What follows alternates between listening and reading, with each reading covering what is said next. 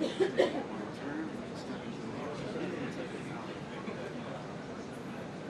assume that we're in quite yet, John, but as you guys mentioned, we are likely to hear something about that horrific shooting of those U.S. service members.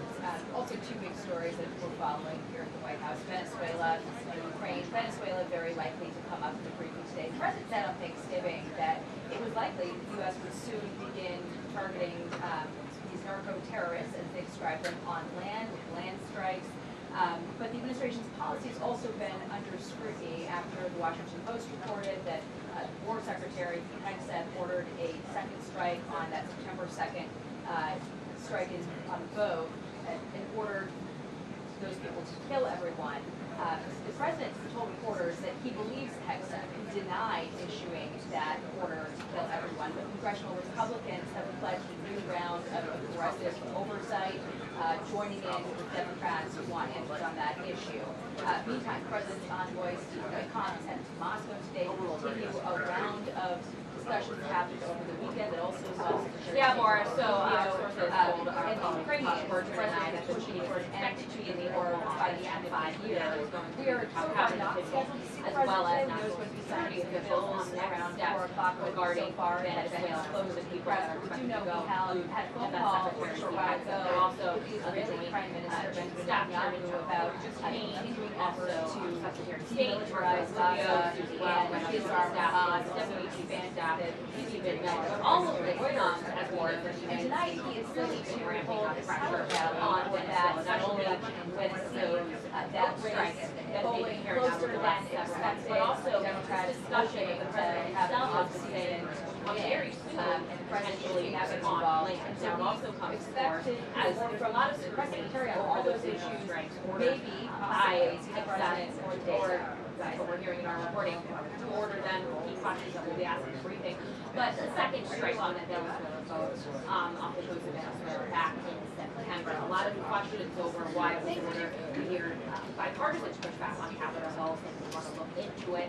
So those are going to be some of the key questions. Well, particularly I'm sure we'll address later in that meeting, but also in this briefing that is expected to kick off shortly. In all of the countries, we know that dozens of warships as well as thousands have been amassed in the region ahead of what the president said could be strikes very soon. So a lot of questions over that. Of course, I would remind you as well that one thing we still need answers on is what exactly was discussed in that phone call between the president and Venezuelan President Nicolas Maduro. The president confirmed that call happened, but we have not yet gotten details on whether diplomacy is potentially still an option here. So a lot to consider as this briefing is soon to kick off, but then also as they head into that meeting in the Oval Office.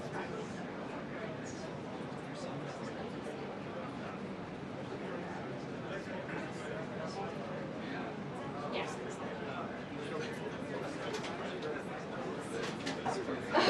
I love you, Courtney.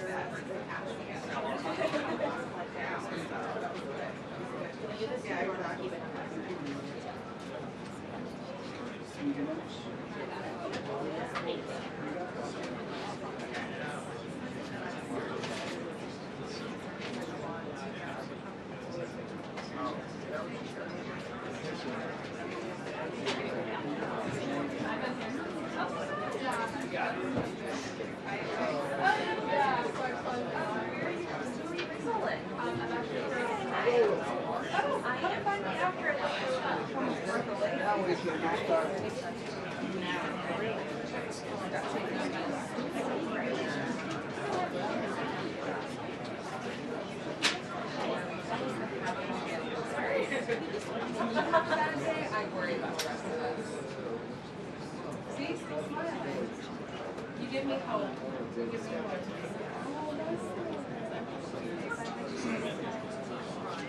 Yeah. It's spirits. How could she not? That's you're probably bad.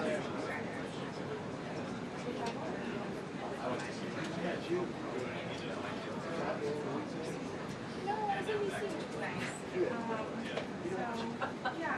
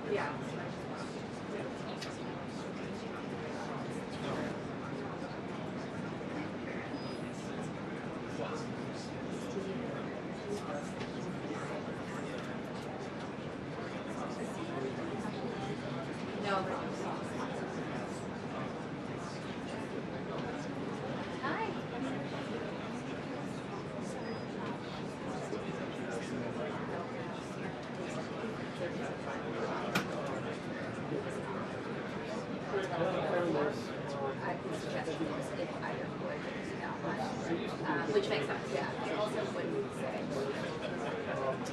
Yeah, so, we're trying. Yeah, I mean, there's only 9 possibilities.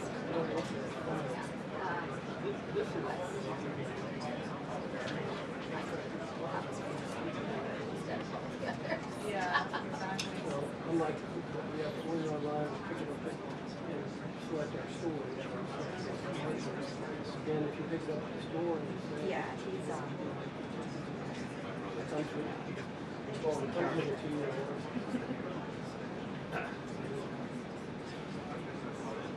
Right.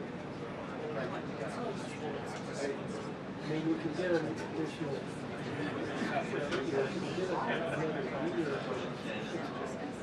Two more years.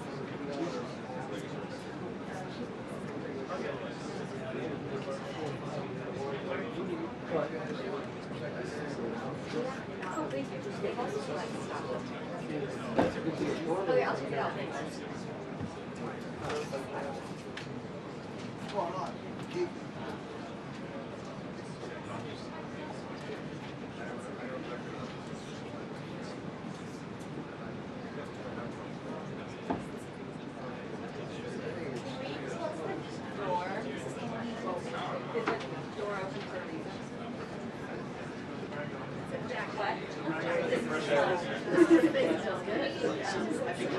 Oh, you like it? It's like popular girl. Is this still not no. Yeah, she does that. Yeah.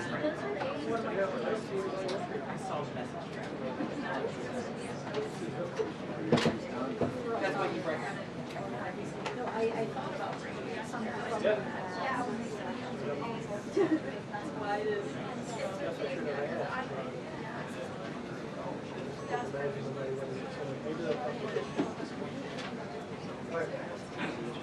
Okay. Incredible.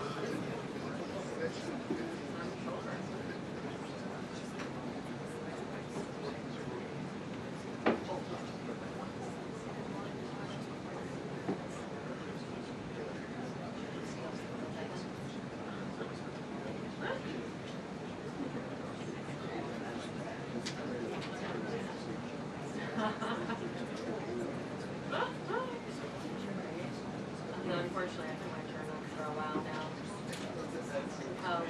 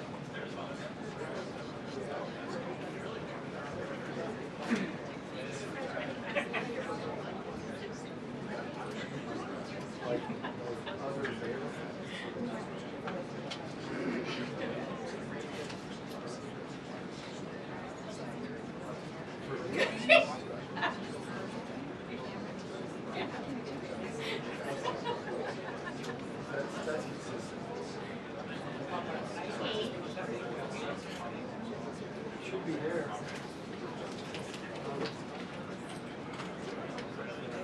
No. What color?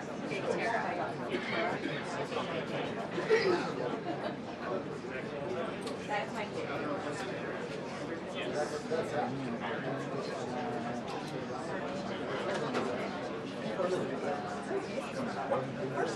Why would you end the show? Why would I continue practicing? And also, there was not a. Rija? Actually, Rija? You don't see it there?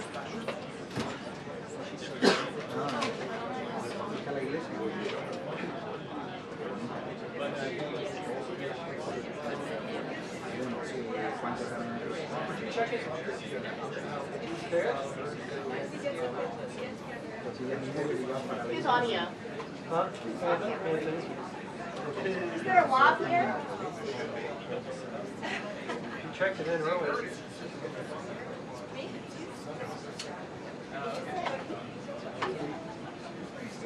All right.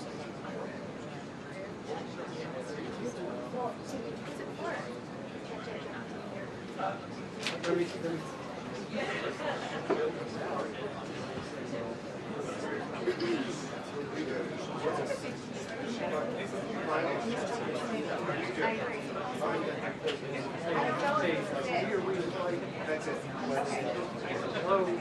It was rolled up.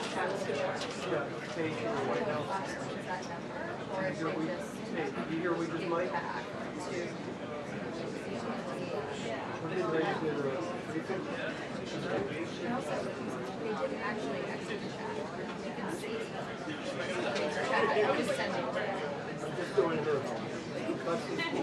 They didn't actually send it.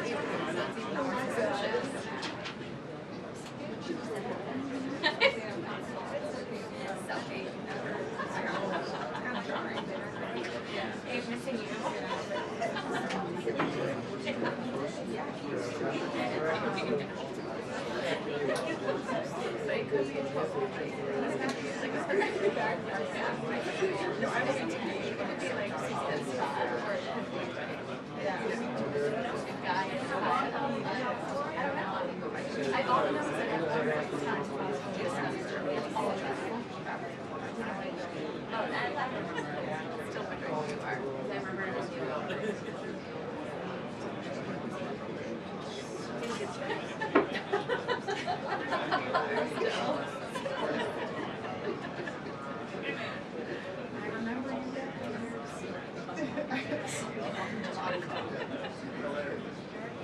My favorite is Jackie and I.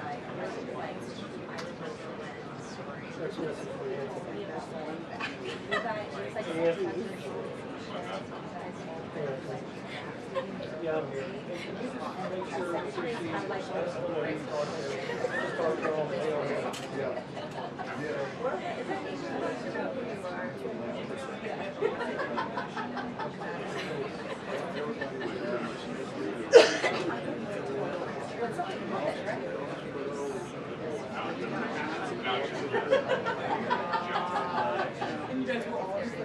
Like floating down a river, like reporters and yeah, I'm sure you were.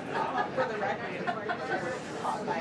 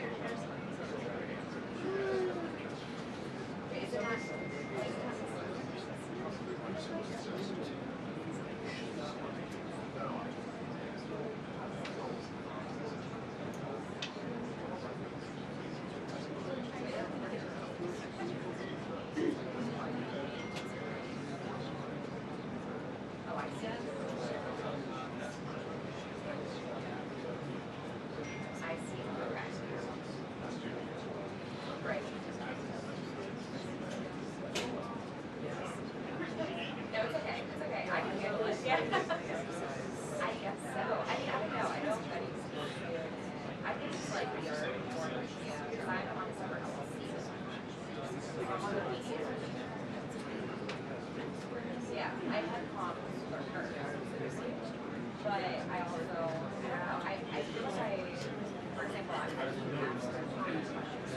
Oh, I think it's hysterical. You know, I love more. But at the end of the day, it's like, yeah, I am working for, and I want to, like, ask myself questions. Right. Desirable of, like, his career, like, laid out on the track. Right. Someone in I mean, it's like, why not just, like, take his skills out to make it? I don't know.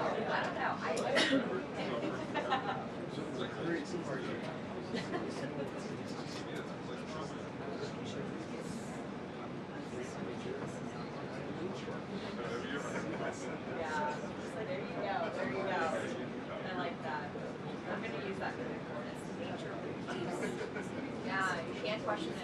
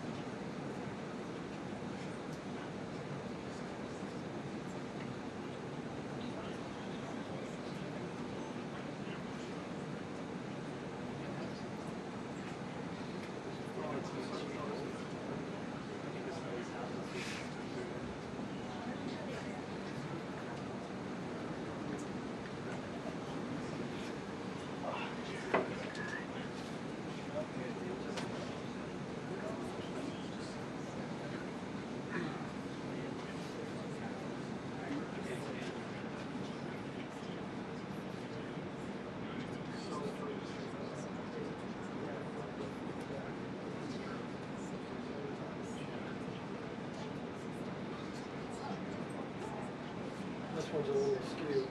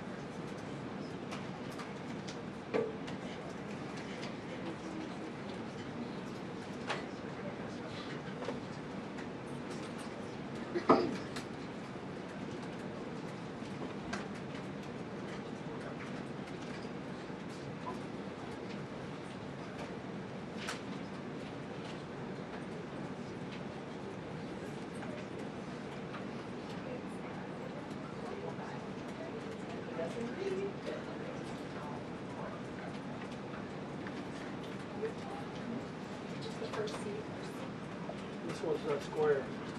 Yeah. So you go.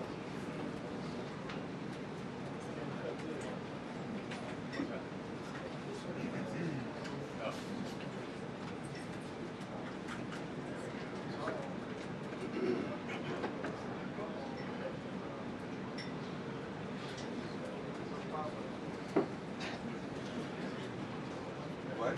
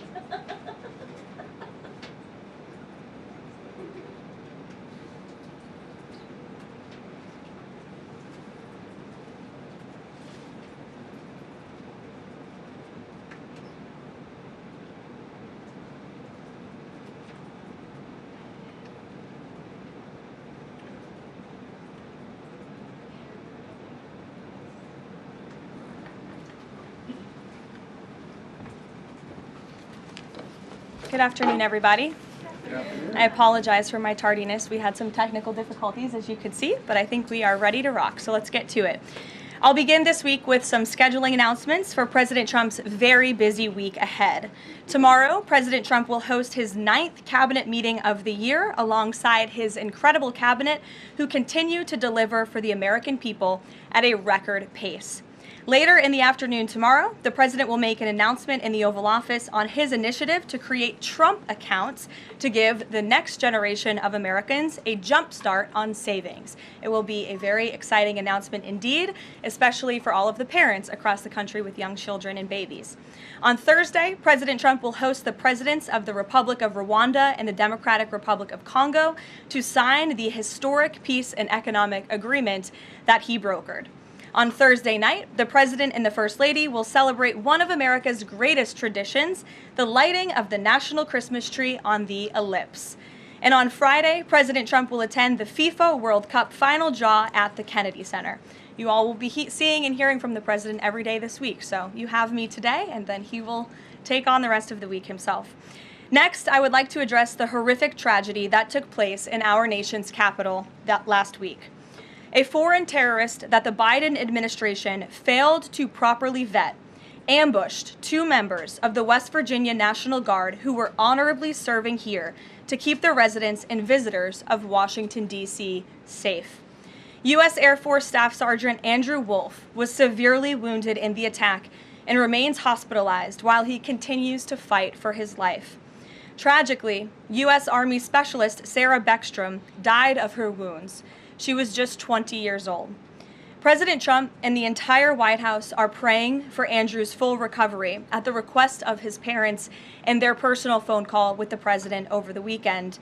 And we are keeping Sarah's family and friends in our prayers during this unimaginably difficult time. Sarah and Andrew represent the very best of America, two young patriots who were willing to put on the uniform and risk their lives in defense of their fellow Americans. Both of them truly embody the profound words spoken by Jesus Christ in the gospel. Greater love has no one than this, to lay down one's life for one's friends. Sarah and Andrew are heroes, and we will never forget their sacrifice. That means ensuring the monster responsible for this atrocity is prosecuted to the fullest extent of the law and faces the most severe punishment possible. It also means reckoning with why this atrocity was allowed to happen in the first place, so that it may never occur again. Here are the facts. The terrorist who gunned down American soldiers blocks away from the White House in an ambush was an Afghan national who was flown into our country by Joe Biden's administration in September 2021 in the chaotic wake of their botched withdrawal from Afghanistan, one of the most embarrassing moments in the history of our great country. Joe Biden's historic failure in Afghanistan continues to haunt this country and our men and women in uniform. Not only did this surrender lead to a suicide bombing that killed 13 American heroes in Kabul, but now National Guard troops were shot on U.S. soil by the same kind of enemy. We continue to live with the deadly consequences of Joe Biden's horrific leadership. Nearly 100,000 Afghans were recklessly released into the United States with little to no vetting. There was no regard for the disorder and violence that this would unleash on American communities and American culture. Reportedly, thousands of these strangers and unknown individuals were flagged to the Biden administration for national security, public safety, and fraud concerns. But the terrifying truth is that the Afghanistan debacle is just a small part of Democrats' complete and total betrayal of the American people during the Biden years. The tragedy that we just witnessed the day before Thanksgiving is a reminder that untold thousands of terrorists, gang members, and criminals were invited into our country and remain here to this very day. The border is now secure, thanks to President Trump, but the threat in our interior remains real and urgent. These public safety threats are already inside our land, and President Trump was elected on a promise to find and remove them, and he has already taken significant steps and made significant progress towards fulfilling this promise. But there is more work to be done because President Trump believes that he has a sacred obligation to reverse the calamity of mass, unchecked migration into our country. As a result, the Trump administration is now actively re-examining all of the Afghans imported into the country by Joe Biden. Any individual who threatens our national security or our citizenry will be subject to removal. President Trump has already permanently paused migration of foreign nationals from third world countries that pose a very high risk to the United States. For too long, past American presidents supported self-destructive immigration policies that allowed foreigners who outright hate our country and have no interest in assimilating into our culture. They've allowed these individuals to flood peaceful American communities. This disastrous approach has drained our welfare program, driven up the cost of housing, suppressed wages, and jeopardized the safety of law-abiding American citizens. In fact, according to a new bombshell report from the New York Times, Somalian migrants in Minnesota have defrauded nearly $1 billion in taxpayer-funded benefits under Democrat Governor Walz's leadership. President Trump is putting an end to this dangerous America Last approach. His position is rooted in common sense. In the wake of last week's atrocity, it is more important than ever to finish carrying out the president's mass deportation operation. America cannot allow millions upon millions of unvetted illegal aliens to be rewarded with amnesty after they broke our nation's laws to come here. They must go back to their home countries. It is also essential to immediately address the massive fraud and corruption that has been going on for decades in other aspects of our immigration system, most notably when it comes to asylum claims. Millions of people who have come here under false pretenses are told blatant lies now enjoy temporary legal status. President Trump is ending this scam as well, and I would point out that the Democrats have tried to block this administration from doing so at every turn with lawsuit after lawsuit. The hard truth is that even when it comes to our legal immigration system, past presidents have failed to ensure that all prospective citizens love America, will add value and contribute to our communities, and will assimilate into our culture. Leaders have a duty to defend and advance the interests of their own people, not foreign nationals. Leaders also have a duty to preserve the integrity and character of our nation's national identity. That is why President Trump is more committed than ever to fully restoring American sovereignty by keeping our borders secure, removing all illegal alien invaders, and rebuilding a legal immigration system that makes sense and benefits our country. President Trump has no higher responsibility than to defend our homeland and our people, and he will never waver in doing so. With that, I will open it up to questions, and we'll lead today with Isabel Brown, who is in our new media seat. She's a very popular face on television these days. She's built a great independent media podcast and platform with the Daily Wire, and I appreciate your being here, Isabel. Thank you for being Karoline, here. appreciate it and appreciate the briefing. Many Americans, in light of these recent events that you just mentioned, are starting to say that we are being invaded as a country, culturally and logistically, when it comes to immigration. And we know that immigration without assimilation is indeed invasion. So given the recent remarks from Vice President Vance on a college campus about dramatically reducing legal immigration to address some of this crisis, and President Trump's Truth Social post last week about individuals who may be non-compatible with Western civilization, are there any conversations happening or plans being made behind the scenes for the administration to implement at least a temporary immigration moratorium, for example, in light of what the American people might be calling for?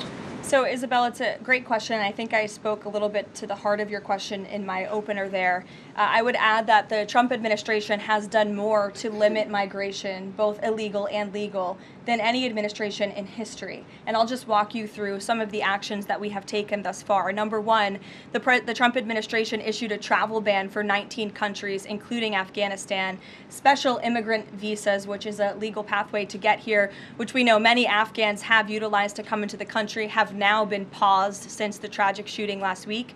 Refugee admissions were suspended for Afghans from this administration on day one, and refugee admissions into the country right now are essentially at zero, with the exception of Afrikaners fleeing persecution in South Africa. The State Department has also heightened their scrutiny and vetting of all visas and have revoked visas, as you know, for those who do not align with our country's national interests. The Secretary of State has the right to do that, and we've taken unprecedented action to do just that. We are also now pausing all asylum adjudications for additional vetting as well. And so additional actions I don't have to read out for you today, but I would just remark that the president has made tremendous progress on this front, and it's why it's so crucial that we not only secure the borders, which the president did in record time. We have zero illegal aliens entering into the country month after month, but we also are taking a look at those who are already in the interior of our country and removing them if they are here illegally, and also taking a look at these visas. Again, having a visa in the United States is not a right, it is a privilege. And the Secretary of State, if you are deemed contrary to our country's foreign national interests, has the right to revoke that privilege. Thank you. Gabe. Thank you, Caroline. Excuse me. Regarding Venezuela, the president said yesterday that Secretary Hegseth had denied that second strike, that reported second strike on an alleged drug vote on September 2nd. The secretary said to the president that didn't happen. But to clarify, I just wanted you to clear this up. In his social media post, Secretary Hegseth didn't go into details about that strike. He just said U.S. operations in the area were lawful, and he said that the story and media reports were fabricated. So to be clear, does the administration deny that second strike happened, or did it happen and the administration denies that Secretary Hegseth gave the order? The latter is true, Gabe, and I have a statement to read for you here. President Trump and Secretary Hegseth have made it clear that presidentially designated narco-terrorist groups are subject to lethal targeting in accordance with the laws of war. With respect to the strikes in question on September 2nd, Secretary Hegseth authorized Admiral Bradley to conduct these kinetic strikes. Admiral Bradley worked well within his authority and the law, directing the engagement to ensure the boat was destroyed and the threat to the United States of America was eliminated. And I would just add one more point to remind the American public why these lethal strikes are taking place. Because this administration has designated these narco-terrorists as foreign terrorist organizations. The president has a right to take them out if they are threatening the United States of America and if they are bringing illegal narcotics that are killing our citizens at a record rate, which is what they are doing. And under the previous administration, there was enough fentanyl trafficked into our country to kill every American man, woman, and child many times over. And so that's why you've seen a drastic difference in this administration's policy with respect to the last, and it's one of the many reasons the American public reelected this president and support this Secretary of War in conducting these strikes. So to be clear, to clarify, Admiral Bradley was the one who gave that order for a second strike. And he was Okay. well within his authority to do so. And a separate question, the president several days ago said it was his intention to pardon the former president of Honduras, who was a convicted drug trafficker. And yesterday on Air Force One, the president said that if someone sells drugs in that country, that doesn't mean you arrest the president and put him in jail for the rest of his life. How is that different than what the administration is accusing Venezuela's Nicolas Maduro of? You're cherry picking the president's statement a little bit yesterday, as he also said yesterday the people of Honduras have highlighted to him how the former president Hernandez was set up. This was a clear Biden over prosecution. He was the president of this country. He was in the opposition party. He was opposed to the values of the previous administration, and they charged him because he was president of Honduras. There were some other egregious facts that came out during this trial, and I would encourage you to report on them. His court-appointed lawyer was only given 3 weeks to prepare for trial. He shared that his conviction was lawfare by the leftist party, who, quote, struck a deal with the Biden-Harris administration. Hernandez has highlighted there was virtually no independent evidence presented, and many of his conviction was based on testimony from many admitted criminals who hoped that cooperating would reduce their own penalties. So the president heard the concerns from many people, as he does, and he's, of course, within his constitutional authority to sign clemency for whomever he deems worthy of that. Jackie. Thank you, Caroline. Following up on Gabe's question, you said that the follow-up strike was lawful.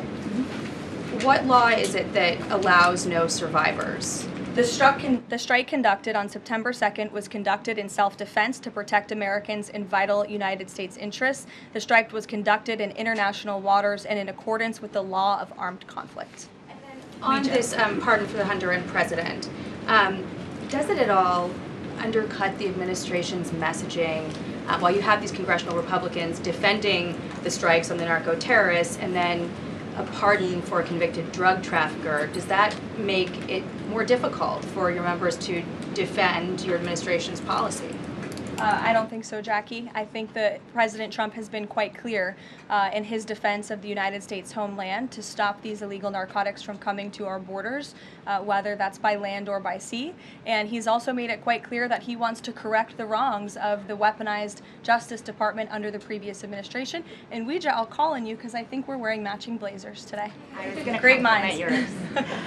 Thank you, Caroline. Sure. So just to be clear, to clarify on Jackie and Gabe, did Admiral Bradley order that second strike because there were still survivors after the initial strike? Again, as I read for you, Admiral Bradley worked well within his authority and the law. He directed the engagement to ensure the boat was destroyed and the threat of narco-terrorists to the United States was completely eliminated. So was the initial order from Secretary Hegseth, everyone be killed, and did that come from President Trump? I saw that quoted in a Washington Post story. I would reject that the Secretary of War ever said that. However, the president has made it quite clear that if narco-terrorists, again, are trafficking illegal drugs towards the United States, he has the authority to kill them. And that's what this administration is doing. And can I Danny. follow up on the MRI? Because President Trump yesterday said that he would release the results of his MRI.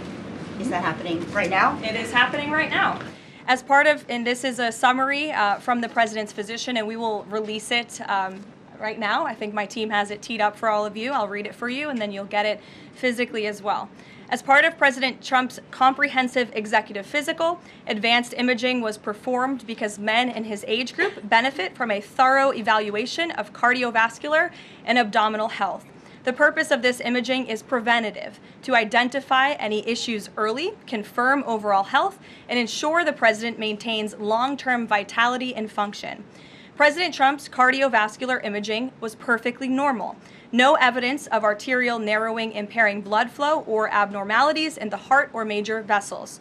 The heart chambers are normal in size, the vessel walls appear smooth and healthy, and there are no signs of inflammation or clotting. Overall, his cardiovascular system shows excellent health. His abdominal imaging is also perfectly normal. All major organs appear very healthy and well perfused. Everything evaluated is functioning within normal limits with no acute or chronic concerns. In summary, this level of detailed assessment is standard for an executive physical at President Trump's age and confirms that he remains in excellent overall health. Again, we will provide that to you. I think that's quite a bit of detail, and in the effort of transparency, the president promised it last night, and we have delivered today. So there you go. Danny. Thanks, Karoline. Just going back to Venezuela, can you confirm that President Trump is going to be hosting a meeting of his national security team in the Oval Office today on Venezuela? And what are they going to discuss? Are they hoping to reach a kind of final decision on that?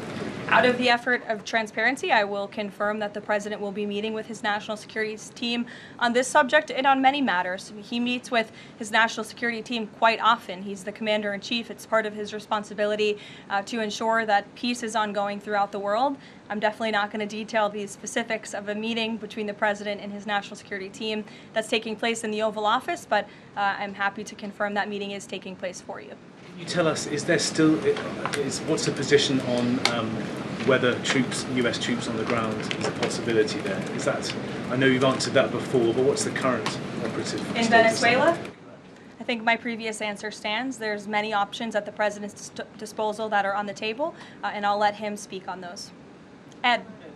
The U.S. announced a trade framework deal with the United Kingdom on pharmaceuticals, where they will pay 25% more, and the savings theoretically will go back to American consumers. What guarantees are in that savings will in fact go back to the American consumer and not be sucked up by the company? I'm going to be honest with you, Ed. I'll get you the answer to that question after the briefing. So the American Rescue Plan, sure. Funded a number of universal income. Kush will get you that answer, right, Kush? My trade guy over here. The American Rescue Plan funded a number of universal basic income programs. Now Cook County, Illinois is extending that program into 2026 with $7.5 million of taxpayer money. What does the White House think about that? I'll also get you an answer on that after the briefing ends. 0 for 2. Go ahead, sure. And then in the interest of transparency, does the White House support releasing the Department of Defense's video of those September 2nd strikes on those military boats? And also, separate topic on presidential pardon power. Why did the president commute the sentence of David Gentile recently? He was a private equity executive. He served 12 days out of a 7-year sentence. Prosecutors said he defrauded $1.6 billion with thousands of victims, including veterans, farmers, teachers. Why was he pardoned? To your first question, that's definitely not a decision for me to make. I would defer you to the Department of War. It's also probably a decision for the president himself to make. As for your second question with respect to that pardon, he issued a commutation for Mr. Gentile, who's the former CEO and co-founder of GBP Capital Holdings. Unlike similar companies, GBP paid regular annualized distributions to its investors. In 2015, GBP disclosed to investors the possibility of using investor capital to pay some of these distributions rather than funding them from current operations. Even though this was disclosed to investors, the Biden Department of Justice claimed it was a Ponzi scheme. This claim was profoundly undercut by the fact that GBP had explicitly told investors what would happen. At trial, the government was unable to tie any supposedly fraudulent representations to Mr. Gentile. In short, again, this is another example that has been brought to the president's attention of a weaponization of justice from the previous administration, and therefore he signed this commutation. Though say that these people were defrauded. I just read you a very detailed summary of why the commutation was made. Sure. In the middle with the red tie. Thank you, Caroline. Okay, Andrew, go ahead, and then you. In wake of Congresswoman Marjorie Taylor Go ahead Greene's after. early resignation, reports last week indicated that other House Republicans might consider doing the same. Does the president have any concerns in light of those reports about other House Republicans potentially leaving early, as well as the other announced retirements that we saw in the last couple of days? Look, I think the president maintains very good relationships with the vast majority, maybe with the exception of one or two. I think many in this room know who I'm referring to. Very good relationships with members of Capitol Hill within the Republican Party. And the president clearly is the unequivocal leader of the Republican Party. I think it was a recent CNN poll that actually showed that more than 90% of Republicans continue to support President Trump as the leader. So he maintains very good relations, as does his entire team here at the White House. And of course, we have a very slim margin in the House, and the president wants that to continue. Andrew, go ahead. Sure. First, on the Venezuela strike, you said that second strike was in full accordance with the law of armed conflict, but the Navy's own manual of law of war says that specifically firing on survivors from a wrecked vessel is an example of a war crime that's forbidden under U.S. law and the law of armed conflict. So how was that second strike in following law of armed conflict and then second on immigration? Again, Andrew, I would reiterate to you the strike was conducted in international waters and in accordance with the law of armed conflict. And since somebody asked about Congress, and it's sort of related to Venezuela, I also want to add that Secretary Hegseth spoke with members of Congress who may have expressed some concerns over the weekend. And there have also been 13 bipartisan briefings to Congress on the Venezuelan strikes. There have been a number of document reviews for members of Congress to review the classified DOJ Office of Legal Counsel opinion and other related documents. 29 senators and 92 representatives have reviewed those documents, which is about 2/3 of those are Democrat members, and they have been made available to all 100 senators, all 435 members of the House, and to general counsels of the relevant committees on a bipartisan basis for their review. On immigration, during your topper you said, and I quote, "Leaders also have a duty to preserve the integrity and character of our nation's national identity." Can you explain what you mean by our nation's national identity and integrity and character, and how would refugees, people coming from war-torn places who are seeking a safe haven in America, like many of our forebears in this room, not add to our nation's integrity and character of our national identity? I'll tell you what does not add to our nation's character and integrity is refugees who come here under the alleged plight of asylum and fleeing persecution, and then come to the United States to abuse our system and rip off American taxpayers. And as I pointed out, the New York Times, to their credit, it was about 6 months too late, but they did write about how Somali immigrants in Minnesota have been ripping off American taxpayers. In fact, 86 people have been charged in a rampant and widespread fraud scheme spanning multiple programs in Minnesota. Of those 86, 78 of those people are Somali, 91% of them charged. So far, 59 of those people have been convicted for their roles in fraud plots that have stolen $1 billion from taxpayers. In one scheme, and this is egregious, a nonprofit and its affiliates with these Somali migrants claimed to have fed tens of thousands of American children during the pandemic. They were reimbursed for those meals by taxpayers. However, federal prosecutors found that almost all of those meals were never even delivered to hungry children. In fact, those organizations' leaders spent the money on houses, luxury cars, and real estate in Turkey and Kenya. Another scheme involved hundreds of organizations who were reimbursed for services that were supposed to help people at risk of homelessness. Once again, those services were never provided. All of this has happened under Democrat leadership in a Democrat-run state, where these refugees, these migrants are coming to the United States. They are abusing our system. They are draining our resources that should be going to law-abiding, taxpayer-funded, tax-paying Americans. And this president is not going to put up with it anymore. Rachel.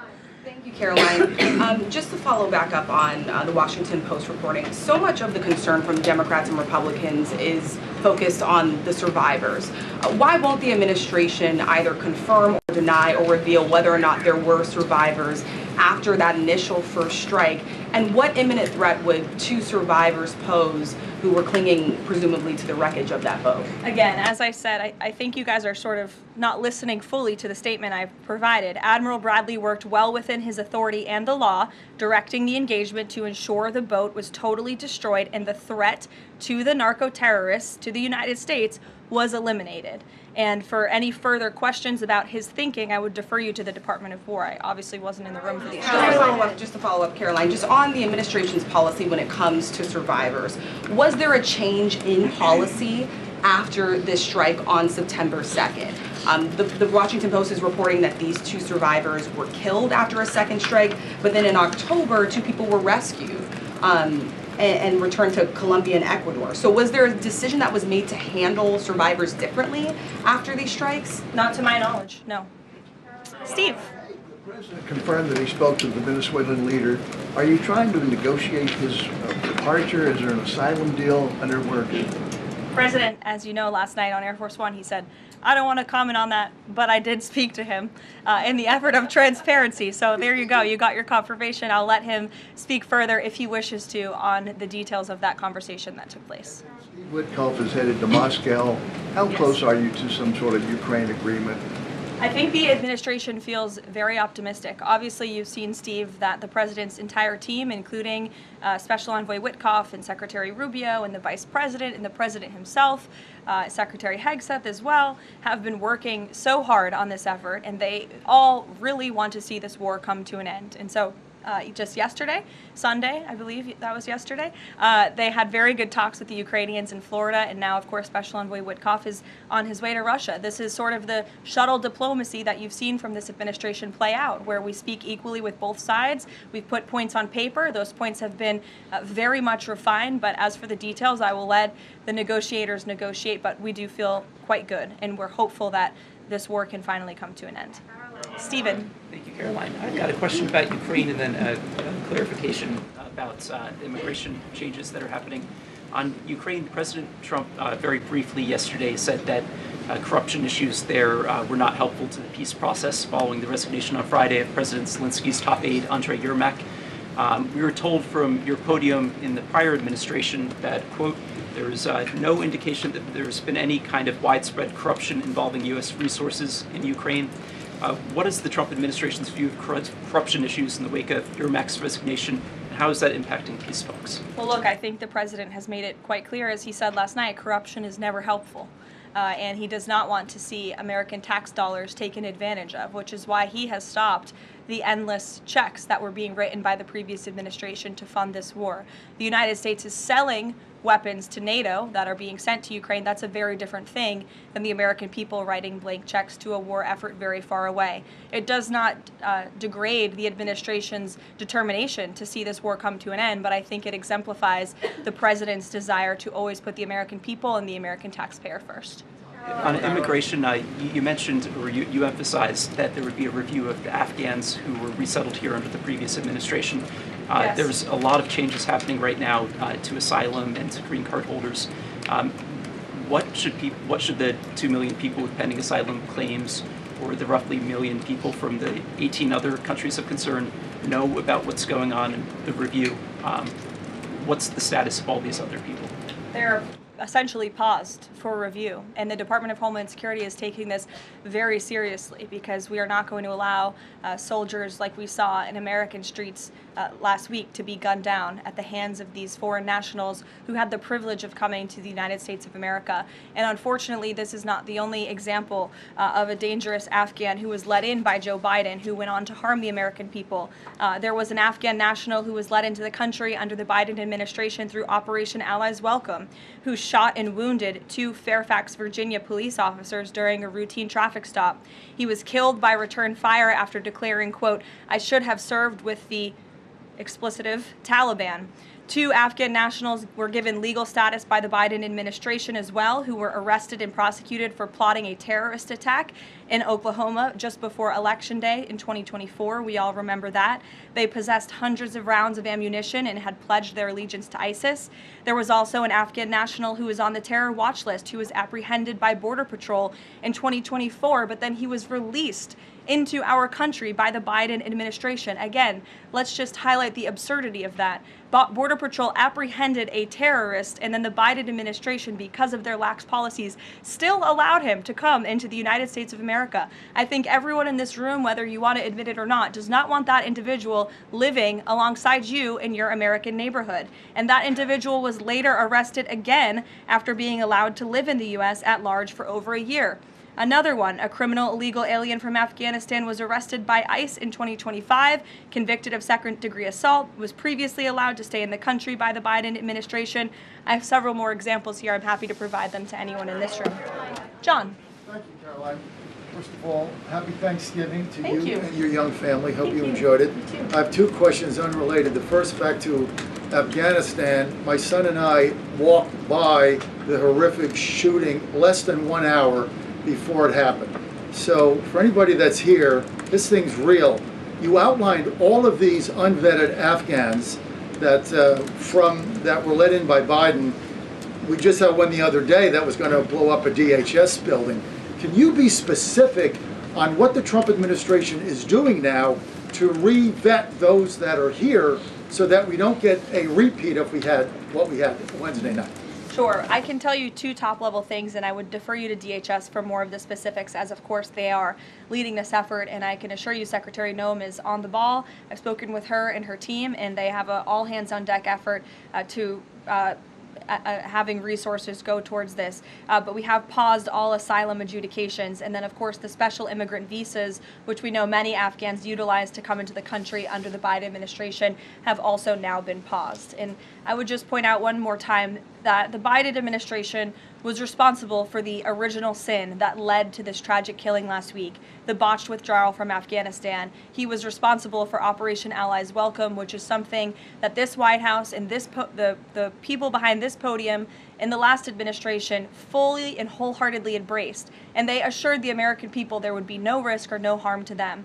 And as I just laid out for you in those many examples, that unfortunately and tragically has not turned out to be the truth. Just ask the families of these 2 brave National Guardsmen, one who is no longer with us and one who continues to fight for his life. So I know the president is wholeheartedly focused on this effort, and I think unfortunately these events do remind us why it's so important that the president's mass deportation operation continues.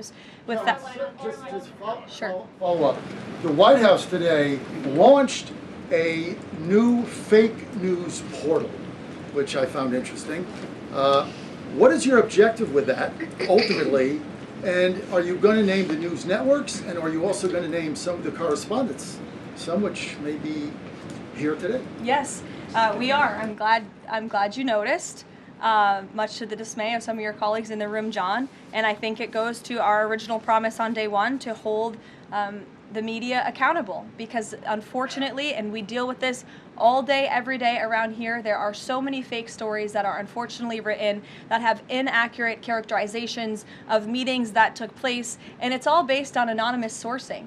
And, you know, the standard for journalism, unfortunately, has dropped to such a historic low in this country.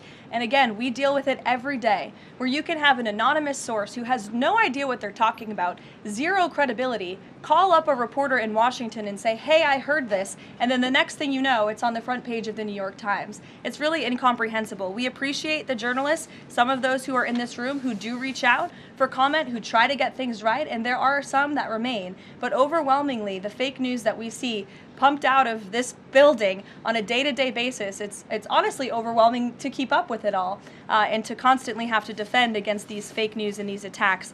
And I will point out one fake news story over the weekend before I let you all go, from the New York Times that took about 1/3 of the president's daily calendar and his daily schedule and said that he's doing less than he did in his first term, or he might not be fit for the job. That is unequivocally false, and it's deeply unfortunate that this story was written by the same outlet and the same reporter who wrote this. Biden is doing 100% fine after tripping while boarding Air Force One. Oh, same outlet, same reporter who wrote that President Trump is not fit for the job. Are you kidding me? You all see him almost every single day. He is the most accessible president in history. He is taking meetings around the clock. Another one. Biden declared, quote, healthy and vigorous after his first presidential physical. I don't see headlines like that too often about this president. Again, same reporter, same outlet who wrote falsely over the weekend that President Trump is not fit for the job. I can assure you he absolutely is. You all see that with your own eyes on a daily basis, and the president's physician has now given you all 3 detailed reports on the state of the president's health. So with that, I will leave you all and we'll see you tomorrow. Thank you. Thank you, Caroline.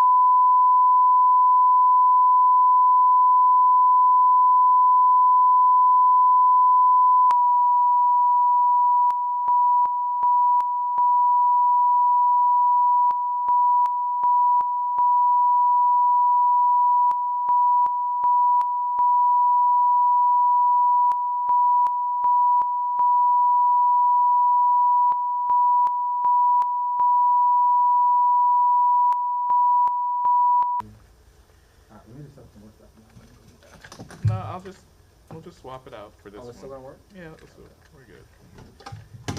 All of the tripods that we have they make me a little nervous sometimes, I'm not gonna lie. Yeah, I'm surprised that we don't have sometimes I'm surprised we don't have better equipment, but comparatively we have like better equipment everywhere else, so. That's very true. Yes, that is true. It's all relative. I can't say much, yeah. It's all relative.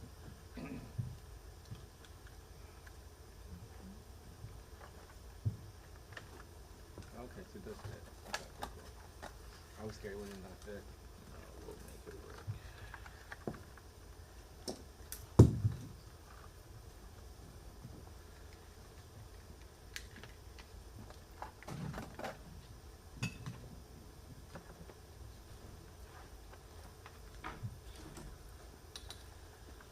Did they confirm posted?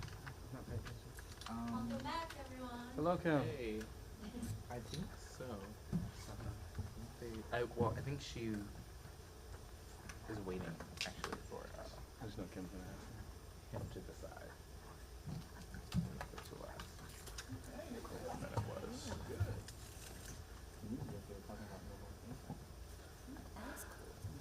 That's when yeah, no, we be quiet. Not here though. We be quiet. That's what Christian was like. Did he answer that correctly? I'm like, no. He did not answer it. No, he did not. No, absolutely not. And I don't understand why they don't know us to talk about this. So annoying.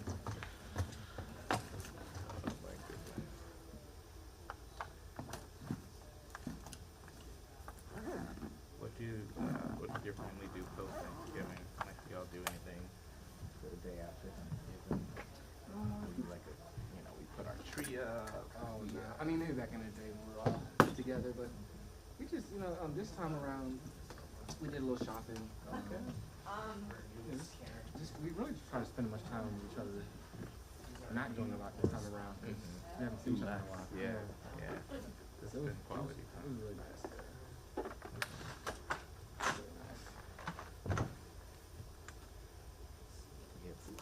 That's the I avoid shopping, like